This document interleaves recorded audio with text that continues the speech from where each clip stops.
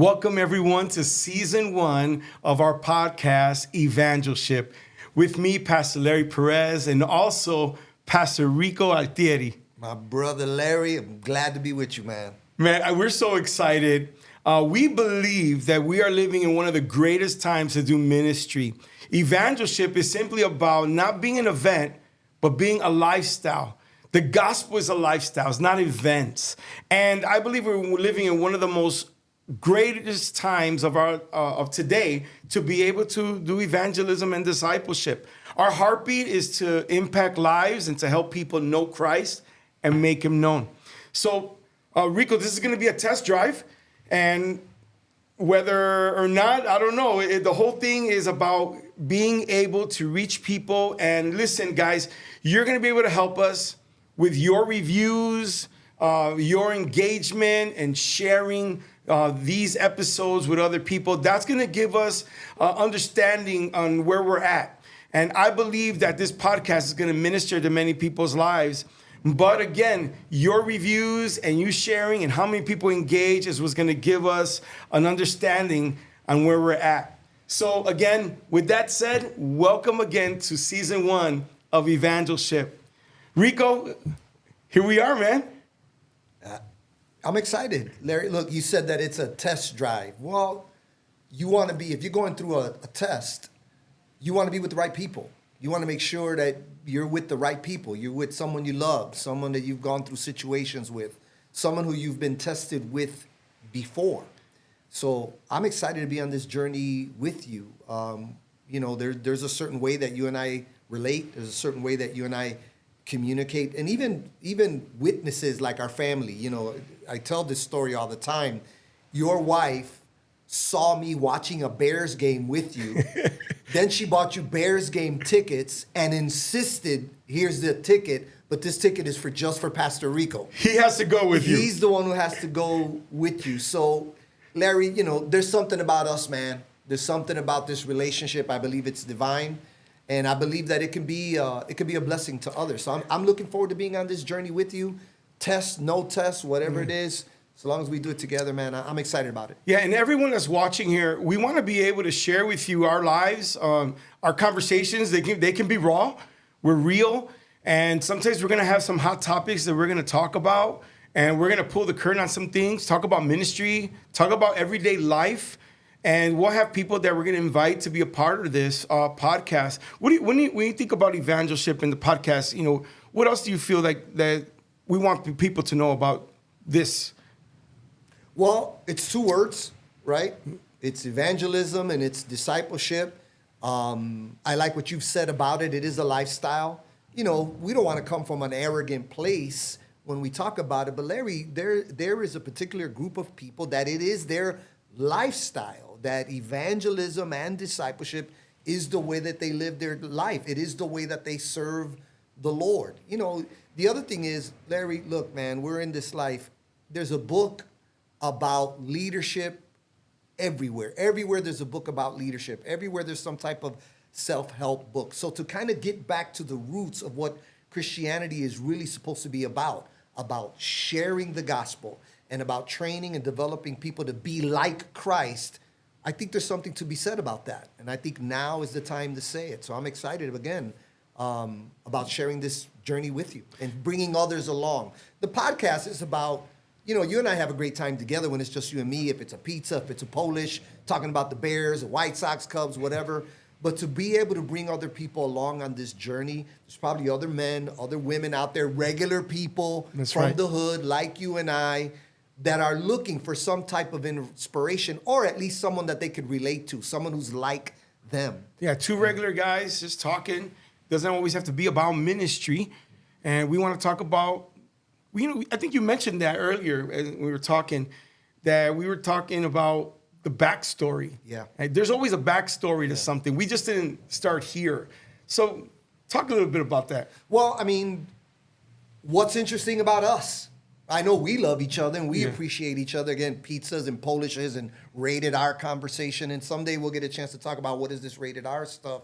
But what is our backstory? What is our history? What is it about us that makes us special? What is it about us that gives us a message? And when I think about backstory, when I think about history, there's three pieces that stick out to me. One of them is, what is our history, right? What is our history? What is our backstory? When did it all start for us? In the Christian parlance, we use words like testimony. What is your testimony? So what is our history? What is our connection to our family, to our community, to our neighborhood, to our culture, to our church? What's our history?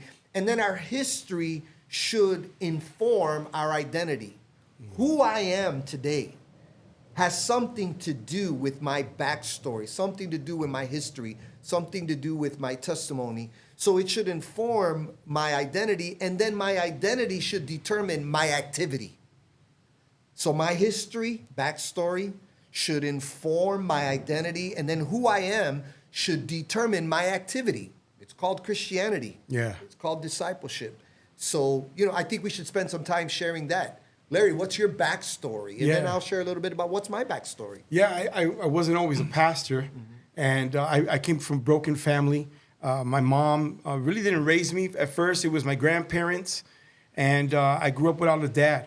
And I remember all my friends having their dads and being in Boy Scouts, and I was, didn't have that. And I remember going to Grandma and saying, Grandma, who's dad? And there was this picture, Rico, on her wall. And it was a picture, and it was like a painting.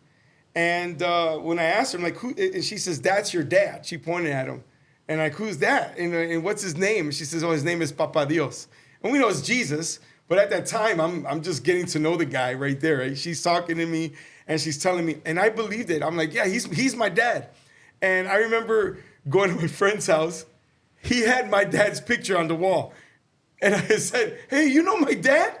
He goes, that's Jesus, you dork, But I think about it. But that's how I grew up, right? And I remember going to a Baptist church and being raised through my grandma and then my auntie, and that's how I came to know Jesus, going to the Baptist church. And it was there that I began to follow Christ. How about you? Well, different dad's story with me. Yeah. My dad was in my life. However, my dad wasn't a Boy Scout. My earliest memories of my dad, some of my earliest memories of my dad was getting on the Greyhound bus to have to drive to Joliet prison, the penitentiary in Joliet, getting on the Greyhound bus with my mom, who was a young mom at the time. Also, I had a little sister at the time, but she wasn't old enough to go on the trips with us. And we would get on the Greyhound bus and, drive to Joliet. When I was a kid, Joliet is 40 miles away. But when I was a kid, like you looking at the picture, it felt like a million miles away, right? And I'd get on the Greyhound bus, and then my dad would come out, and there was this table with a glass, and we would get an initial hug, and then we had to each sit on separate sides of the table. And, my mom I didn't do a lot of talking, but my mom did the talking. There was a guard there, that would make sure that you stayed in your seat and stuff like that. So, my dad was a heroin addict, alcoholic, violent guy, one of the founders of one of the largest Latino gangs that there is. So, yeah, my dad was in my life. He loved his family, but he wasn't a Boy Scout. He didn't take me to Boy Scouts. But those are my earliest memories of my dad. He was in my life, but he was, for lack of a better term, Pop was notorious. But I knew he loved me, and I knew he loved his family. And then when I found out more about his situation with his dad, he didn't have his dad in his life. His dad was kind of the black sheep of his family. So Pop didn't have a Pop in his life like I had one in mine. Even though he was notorious, I knew he loved his family. But he struggled to show love because he had struggled to receive love.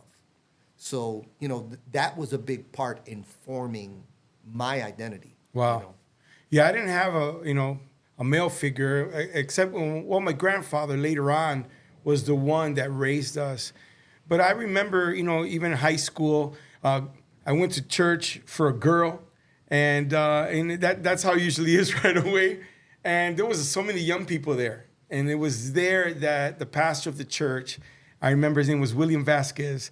And that man, he took me under his wing.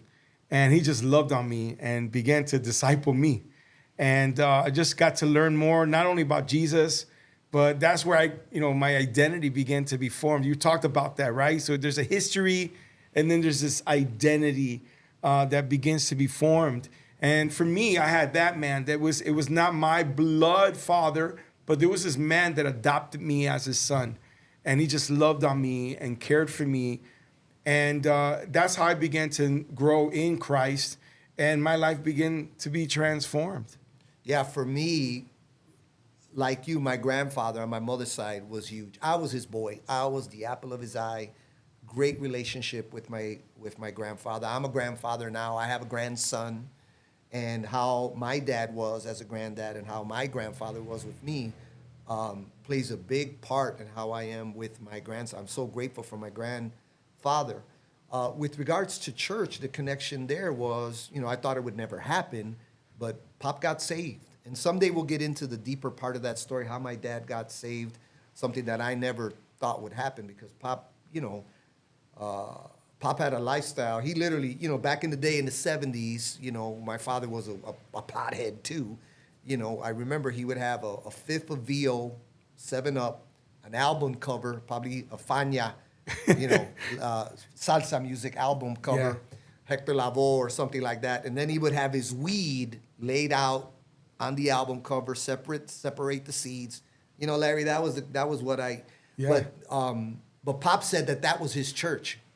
He literally said people would come knocking on the door, evangelists. Yeah. Knock on the door, and he's like, "Hey, I don't need Jesus. I don't need church. This is my church." And I didn't know that it was blasphemy as a kid. I just thought that that's the way Pop is. But eventually, Pop gave his life to the Lord through crisis. He had become suicidal. And my journey started there as a son who was I wanted to look up to my dad. I wanted to receive love from my dad. It was something that was just inherent in me. So that, I had a mom who was determined to bring her family, starting with the dad, back to the Lord, bring him to Jesus. So it started that way. When Pop got saved, everybody in that house was going to go to church. And then I met the pastor who took in my dad, right? With you, the pastor took you in. Yep. With me, the story is Pastor Marrero, he took my dad in. And it started there. So I was able to reap the benefits and the fruit of that. Yeah. Of a pastor who reintroduced my father to his dignity in Christ. And somebody who now could be a father figure to him, which kind of formed him to be a father figure to me. You said that identity then forms or determines activity. Yeah. And that was really cool for me. That's how I began to grow. The more I identify myself with Christ, now I'm this young man. And then it led to ministry for me. I was a youth minister. And from there, pastor opened up the door and said, "Hey, you're married now," and threw me into the ministry as an associate pastor.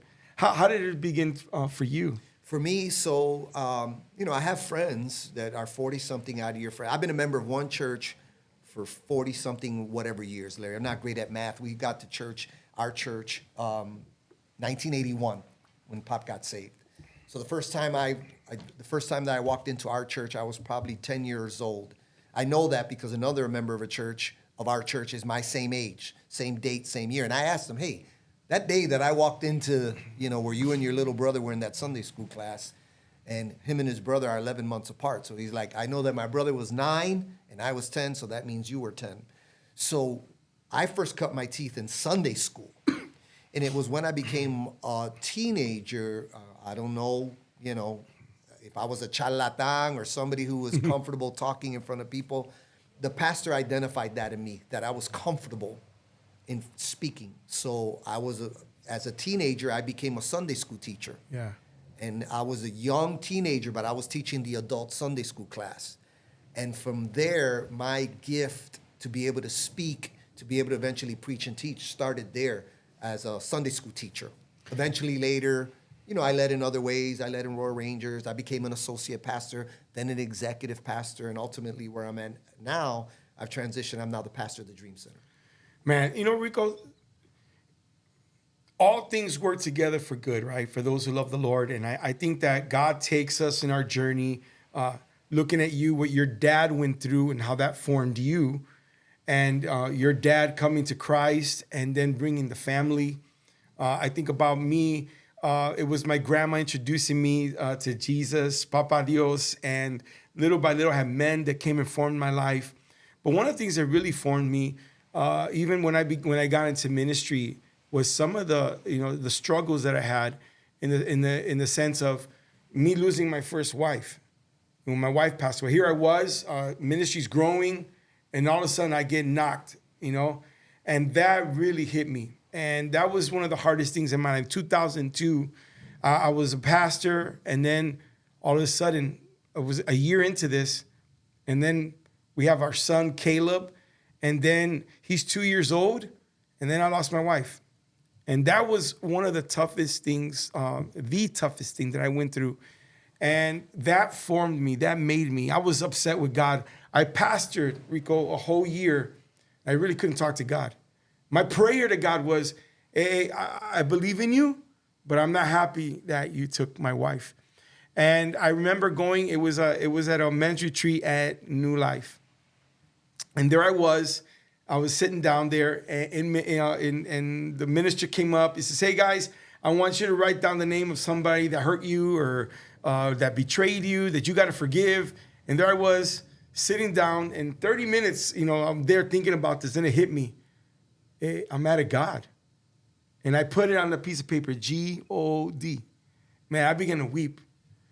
And as I was there, I'm thinking about it, and then the minister comes up and he says, okay, man, this is what we're going to do. I want you to say the name of the person. You're going to put it here, and you're going to put it through the shredder. And he looked at me and says, hey, you over there, come here. You'll be the first one. And I'm looking back, and he's like, no, you. And there must have been like 400 men there, at this retreat. And I remember going up there real slow, and I took the piece of paper, and I must have freaked them all out, because I took that paper and I showed everybody. It said, God. I said, God, I forgive you for taking my wife. And I cried, and I'm like, God, forgive me for being a fool, thinking it was you.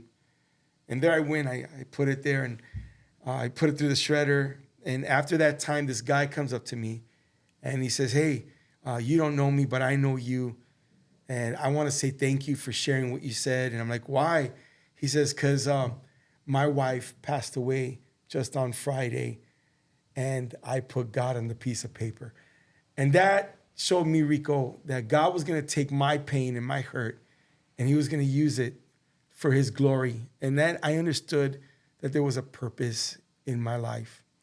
And so there's a backstory to everything. You shared about now you're in working with the Dream Center. Mm-hmm. Share a little bit about that. Well, the Dream Center will have more time. The Dream Center is our ministry of compassion, right? The Dream Center, we serve prostitutes, drug addicts, gang members, women and children that are being trafficked. We feed people, we clothe people, all of the ministries of compassion and some outreach. The Dream Center is kind of the umbrella ministries that oversee, and I get to be there as the pastor and to oversee that. So, this is a new transition for me. It's a new transition for me, having been the executive pastor at the church about the last 6 years. So it's a transition, because this is, I identify as a preacher. We do a bunch of stuff as pastors on staff. We do a bunch of stuff. As an associate pastor, my old joke was, whatever the senior pastor didn't want to be associated with, that's what I did. And I was cool with that. However, now at the Dream Center, I'm kind of the lead pastor of the Dream Center. So, I'm getting my legs under me. We got a great team there, and I'm learning about that. But let me make this point, because it goes back to my dad. And someday I'm going to have to talk about my mom, because she was really the spark plug. But with regards to the Dream Center, my dad and my mom, our former pastor, when he birthed the Dream Center, there was a specific ministry that he wanted to do. We bought a farm. Our church bought a farm, 150 miles outside of Chicago, where women would be discipled, and it would be a residential ministry, 24 hours a day, 365. So, but he needed somebody to start it. So he asked my mom and dad for 10 years, not 10 months, Larry, not 10 weeks, not a year, not 3 years, 10 years. Wow. Sell your house, quit your jobs, leave your families, and go to the farm. Long story short, my parents do their 10 years, right? They semi-retire, come back to Chicago, And when my dad passed away, Pop was cremated, and we buried his remains at the farm. And lately, the last couple of years of my life, I started to think a lot about my father's legacy and my mother's legacy, right? Mom's alive, and she's a dynamo, Holy Ghost, old school, mother of the church, prophetic gift. She's the person that you call when you need deliverance or healing. When I get a stomach ache, Larry, I call my mother to this day. But I digress. But I started to think about my father's legacy. Wow. And how I needed to be a gatekeeper of that legacy. And then God does things in such a way that I wind up being the pastor of the Dream Center, of which the farm is one of the ministries. So it brings me back to my dad in a way, to be able to be a gatekeeper of his legacy and what he did, him and my mom at the farm. You know, God just brings things together. Yeah. And I remarried. I started U-Turn Covenant with my wife Jasenia, and we moved forward. And I went to school, and just 2 years ago, I had this heart attack. And man, I almost, I was talking to somebody. I'm like, I'm like this dog that got lost, and on the sign it says this. Dog missing, 1 eye, 2 teeth, walks on 2 legs, and his name is called Lucky. Yeah. No, I've gone through some stuff in my life, but I rejoice because I see what God's doing. And I laugh, and I'm like, man, if God's going to use my story to be a blessing to people. And I thought about that because when I had my heart attack, a quadruple bypass, they opened me up, dude. And there I was thinking about life, nervous right before the surgery, and I was just reminiscing, thinking about everything. There's so many things I want to do and things I went through, and for a minute I almost started feeling pity and thinking about me, like, why am I going through all of this stuff, And all of a sudden, one of my friends came, and he says something, Rico, that was really powerful. He says, Larry, God's a redeemer of time. God redeems time. And I'm like, what do you mean? What do you mean by that? And it's not like he's gonna, accelerate everything really fast and give you everything right away. But nothing goes to waste. And God's gonna take areas. I really believe that God's gonna redeem this time that you feel like you've been on hold, right? And God is gonna redeem the time, everything that you felt like you've lost, or you felt like you've gone through this, he's gonna bring it all together. And I really believe that these are the times. And it was during that, and if I can share even now, that got me to even think about this book that I wrote called Evangelship. And based on everything that I've experienced in life, in ministry, God was preparing me for this. And I think when I think about what God's doing with you too, Rico, that God is a redeemer of time. And there's so many people that are watching this podcast today. And if everybody has a backstory, everybody's going through something, and God is just putting the pieces together. What do you think about that? Well, it gives me hope, Larry. I remember being with you on your journey, and it's been such a great grace for me to watch you recover from that. Yeah. Even to the point that you even forget. We initially laughed. Hey, don't get upset that Larry and I laugh about a heart attack. But look, you can either laugh or cry, and sometimes laughing is the best thing. So being a witness to you recovering from that has been a real blessing and an inspiration for me. Here's where redeeming time means so much to me. This is my 40-something year in the church. On staff, 20 years, my 21st year on staff. I'm 58, Larry. Wow. So we've recently gone through a difficult transition at our church.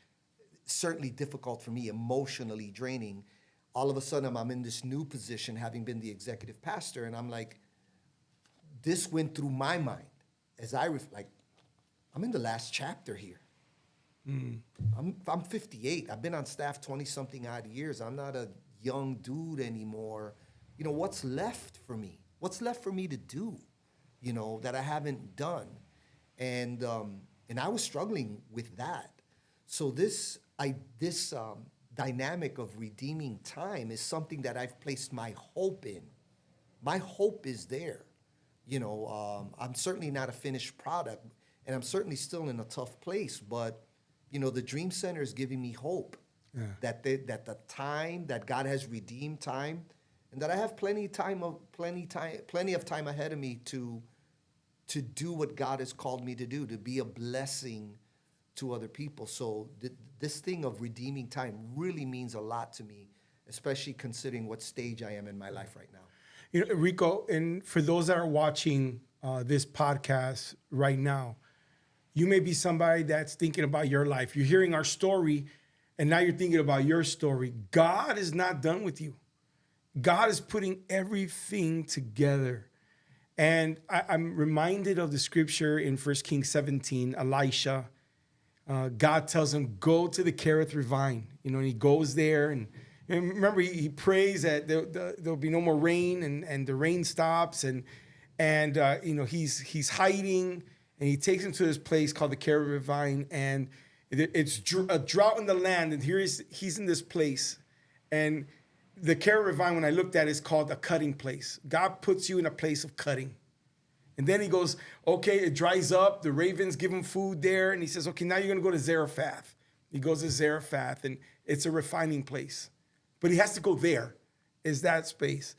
And then he's there for a while too. And after Zarephath, this refining place, then this widow's there, and he's learning. He's there. He's ministering there. He's helping her out. God does miracles there. And then all of a sudden, her son dies. And then she's like, it's your fault. And he takes the son, he brings him upstairs to his room, and he stretches over him 3 times. And I think about this, that God takes you from a cutting place to a refining place to a stretching place. And right after that, the son comes back to life. He brings her to him, brings her son to her, and then she says, man, now I know you're a man of God. It's like God took Elijah. I thought he's a prophet. He has this relationship with God, and he stops. There's this drought. Yet God now tells him, "You're a man of God." God is preparing us, and God is preparing everybody. Hey, listen, man. This is the end of our episode here today, and I'm just excited. In our next episode, we're going to talk about my book, Evangelship, and we'll talk a little bit more about how we got here, talk a little bit more about the backstory.